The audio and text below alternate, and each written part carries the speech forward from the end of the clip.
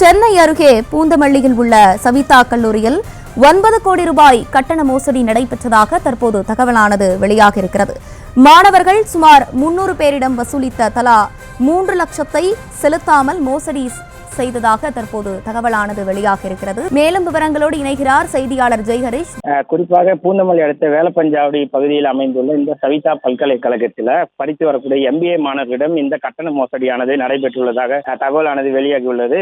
தற்போது மாணவர்கள் போராட்டத்தில் ஈடுபட்டதும் குறிப்பிடத்தக்கது. மேலும் இந்த கட்டண தொகையை செலுத்திய நிலையில கடந்த ஆண்டு சேர்ந்த மாணவர்கள் MBA படித்து வரும் முதலாம் ஆண்டு மாணவர்களிடம் 3 லட்சம் ரூபாய் என தலா கட்டணம் செலுத்தியதாக சொல்லப்பட்ட நிலையில கல்லூரி நிர்வாகம் தற்போது பணம் செலுத்தவில்லை எனவும் மீண்டும் இந்த தொகையை செலுத்த வேண்டும் எனவும் அவர்களது குறிப்பிட்ட அந்த ஆப்பில் அவர்கள் ஏற்கனவே கட்டணம் செலுத்தி இருந்ததையும் தற்போது மறைத்துவிட்டு மீண்டும் கட்டணம் செலுத்தும்படி காட்டி வருவதால் மாணவர்கள் அதிர்ச்சி அடைந்து